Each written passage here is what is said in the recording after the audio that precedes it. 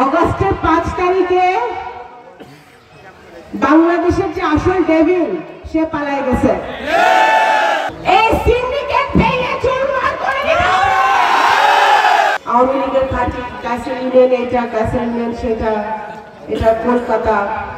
তো কলকাতার কথা যখন বলল দু একজন, তো আমার মনে হলো এই কথাটা আমার এই দেশের নাগরিক হিসেবে এবং মুক্তিযোদ্ধার সন্তান হিসেবে বলাই উচিত যে অগস্টের ৫ তারিখে বাংলাদেশের যে আসল ডেভিল সে পালায় গেছে।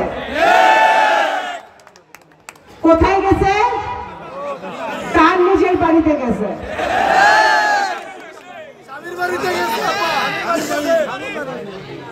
বাংলাদেশকে বাঁচায় দিছে, বাংলাদেশকে বাঁচায় দিছে।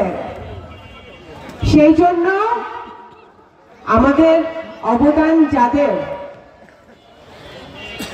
বাংলাদেশ জাতীয়তাবাদী দলের হাজার হাজার নেতা কর্মী ১৭ বছর ধরে আন্দোলন করেছে, ঘাম ঝরেছে, শ্রম দিয়েছে, রক্ত দিয়েছে, মারা গেছে, গুম হয়েছে, পুলিশের মার খেয়েছে।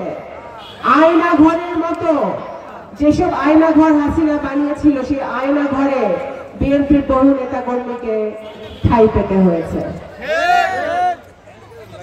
তাদের অবদান, তাদের ত্যাগ, তাদের তিতিক্ষা এবং সর্বোপরি এই বাংলাদেশের ছাত্র জনতা যে আন্দোলন করেছে, কোটা আন্দোলন নিয়ে শুরু হয়েছিল, কিন্তু ১৭ বছরের বেদনা, ১৭ বছরের যে গ্লানি, ১৭ বছরের যে দুঃখ, ১৭ বছরের যে রাগ, সব গিয়ে ঠেকেছে হাসিনার বিদায় নিতে হবে, গণতন্ত্র প্রতিষ্ঠা করতে হবে।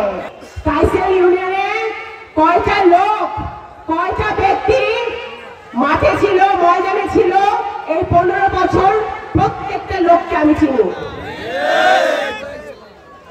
আমি সবসময় বলেছি, এখন আবার বলছি যে আগামী দিনে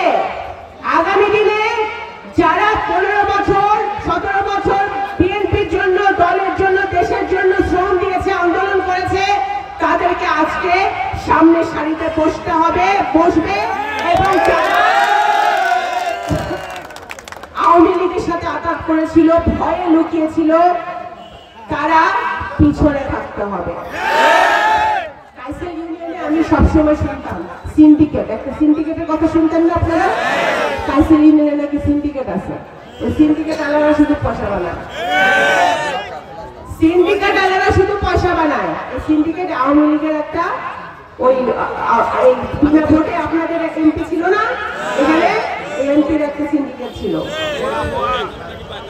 এই সিন্ডিকেট ভেঙে চুরমার করে দিতে হবে।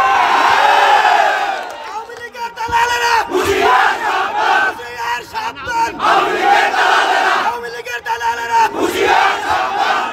কাইসেল ইউনিয়নের প্রত্যেকটা যুবক ছাত্র, তারা চাকরি করবে, ব্যবসা করবে, তারা সঠিক পথে ব্যবসা করবে, এখানে কলকারখানা হবে, এখানে ব্যবসা তারা করবে, তারা তাদের শ্রম দিবে, কিন্তু কোন সিন্ডিকেটের মাধ্যমে কোন কালো ব্যবসা, কালো টাকা এখানে চলবে না, চলবে না, চলবে